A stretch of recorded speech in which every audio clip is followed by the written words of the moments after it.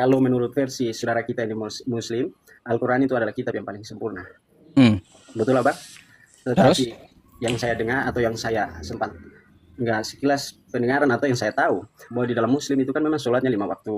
Betul. Tetapi tidak diajarkan atau tidak ada cara sholat yang bagaimana yang diajarkan di dalam Al-Quran itu sendiri, sehingga Oh. hadis selalu berpatokan kepada hadis dan juga ulama. Apa itu? Hmm. Kalau kitab yang dianggap sempurna kan dia mencangkup atau dia mengetahui semua yang akan terjadi dan harus apa yang kita lakukan, bukannya seperti itu ya Bang. Berarti yang sempurna itu Bibel. Berarti yang sempurna itu Bibel. Berarti yang sempurna itu Bibel. Berarti yang sempurna adalah Bible. Ricardo ini mengklaim bahwasannya yang sempurna itu adalah Bible itu sendiri. Assalamualaikum warahmatullahi wabarakatuh. Pemirsa, pada video kali ini kita akan menyaksikan perdebatan antara Ustadz Yusuf PI dengan seorang pemuda Kristen yang bernama Ricardo. Yang mana Ricardo ini bertanya kepada Ustadz Yusuf PI, kalaulah Al-Quran adalah kitab yang paling sempurna, mengapa tata cara sholat, gerakan sholat, dan lain sebagainya itu dijelaskan di hadis dan bukan dijelaskan di Al-Quran? Pertanyaan ini langsung dijawab oleh Ustadz Yusuf PI dengan jawaban yang tak terduga. Mari kita simak video ini. Islamnya Anda ada mau bertanya? Begini Bang, satu pertanyaan lagi ya Bang. Kalau menurut versi saudara kita ini Muslim, Al-Quran itu adalah kitab yang paling sempurna. Betul Bang? Tetapi yang saya dengar atau yang saya sempat nggak sekilas pendengaran atau yang saya tahu bahwa di dalam Muslim itu kan memang sholatnya 5 waktu. Betul. Tetapi tidak diajarkan atau tidak ada cara sholat yang bagaimana yang diajarkan di dalam Al-Quran itu sendiri, sehingga hadis selalu berpatokan kepada hadis dan juga ulama. Apa itu? Kalau kitab yang dianggap sempurna kan dia mencangkup atau dia mengetahui semua yang akan terjadi dan harus apa yang kita lakukan, bukannya seperti itu ya Bang? Ya. Baik, boleh saya jawab? Iya boleh Bang. Jadi begini Bang, ya Al-Quran itu kalaunya merincikan semuanya gitu ya Bang ya. Saat ini di tempat Anda itu pun penuh dengan buku jadinya. Nggak ada tempat Anda di dunia ini. Gitu. Kalau Al-Quran itu merincikan semuanya, ketika dia menurunkan perintah aqimus shalah wa atuz zakah warka'u ma'ar-raki'in. Bagaimana sholat, takbir, semua dijabarkan oleh Al-Quran, penuh buku dunia ini, satu bumi. Gitu. Jadi bukan berarti Al-Quran selalu Al-Quran yang menjelaskan secara detail. Enggak. Yang memahami dari wahyu tersebut adalah utusannya. Utusannya dibimbing oleh malaikatnya. Kan kayak gitu. Nah ketika ada perintah, contoh, dirikanlah sholat. Enggak ada dikatakan di dalam Quran, angkat takbir. Kan kayak gitu. Harus ruku. Terus juga harus sujud. Kan kayak gitu enggak ada di dalam Al-Quran. Nah, jadi terus baca ini, baca itu. Enggak ada gitu. Tetapi ketika ada perintah, ada satu perintah, maka yang mengajarkan dari tata cara perintah itu adalah utusannya.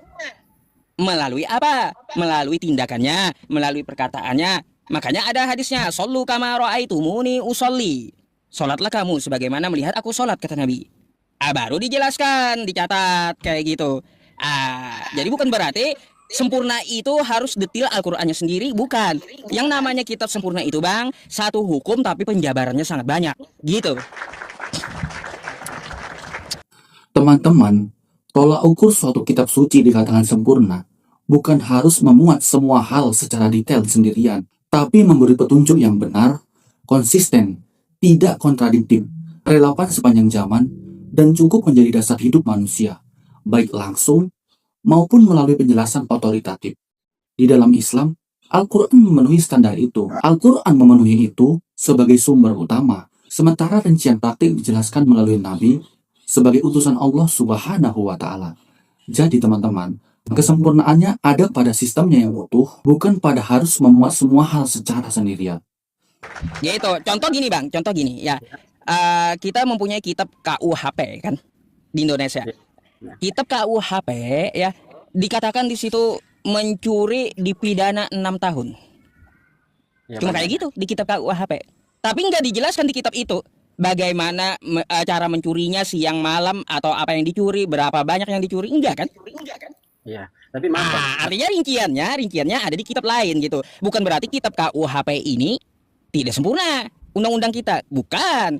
Seperti itulah Al-Quran. Al-Quran itu kitab undang-undang, kitab hukum. Jadi satu hukum diturunkan maka akan dirincikan oleh Rasulnya. Jadi seperti itu Al-Quran itu yang dinamakan terperinci. Iya benar sekali teman-teman, satu hukum dan kemudian dijelaskan oleh Rasulnya yaitu Nabi Muhammad Shallallahu Alaihi Wasallam. Gitu bang.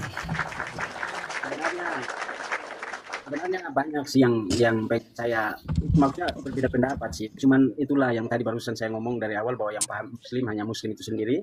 Jadi untuk itu saya tidak menggugat. Tapi sebenarnya kalau lewat pemikiran seperti kita mencari celah, sebenarnya banyak celahnya. Cuman itulah manusia atau itu yang dia anut dan itu yang dipercaya. Jadi yang lebih tahu. Artinya gini, Bang Ricardo, andaikan Al-Quran itu satu tok Al-Quran aja nggak ada kitab-kitab lainnya, itu nggak sempurna bagi muslim. Nggak. Kenapa? Coba kalau Al-Quran aja tok kan kayak gitu, aqimus shalah wa atuz zakah warka'u ma'ar raki'in. Ini sholat kayak gimana ya? Nggak ada tata caranya di Quran. Jelas nggak sempurna Al-Quran jadinya. Nah, karena sempurnanya Al-Quran itu, dia satu kata aja beribu makna, maka banyak hadis dan kitab-kitab yang menjelaskan satu kata. Bayangkan kayak gitu. Jadi artinya dirincikan oleh apa? Oleh Rasulnya. Jadi seperti itu bang, bukan berarti kalaunya Al-Quran, tok Al-Quran aja itu gak sempurna kayak gitu. Kitab apaan macam itu? Berarti maaf ya. Berarti yang sempurna itu Bible. Berarti yang sempurna itu Bible.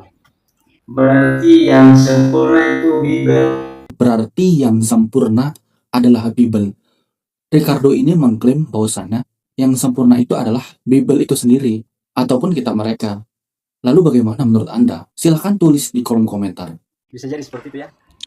Kalaunya Bible, kalau saya lihat tok Bible kan tidak ada mengambil di kitab lain kan? Iya. Bagi saya nggak sempurna Bible itu. Kenapa? Iya bang.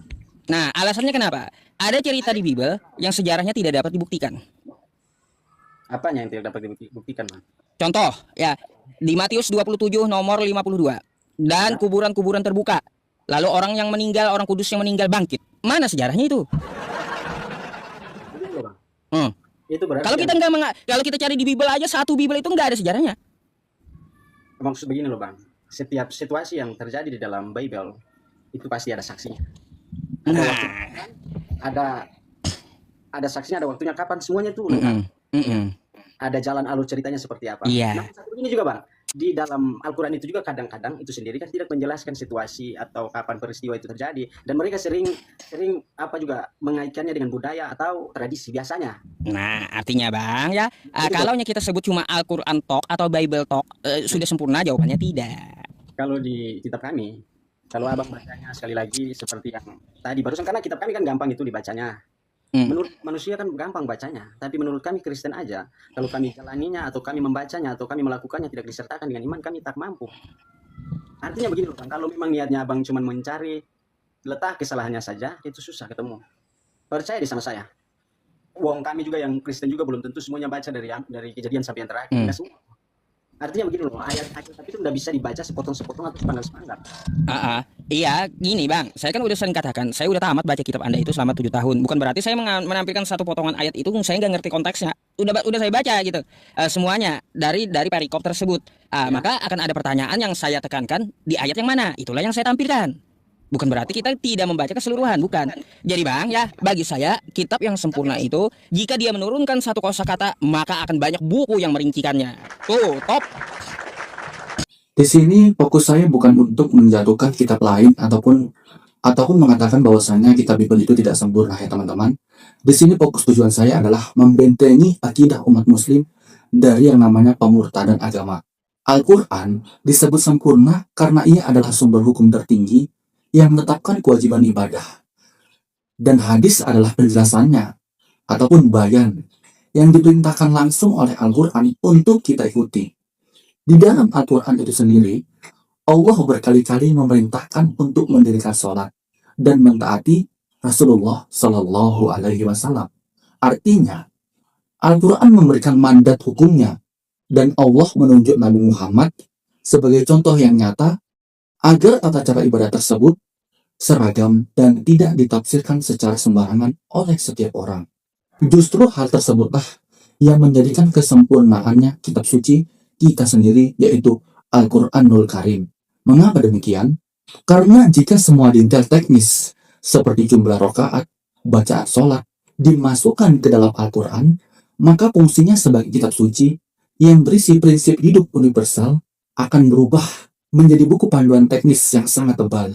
Jadi teman-teman, mengikuti hadis dalam sholat sebenarnya adalah bentuk ketaatan kepada Allah yang paling nyata terhadap perintah Al-Quran itu sendiri. Semoga bermanfaat.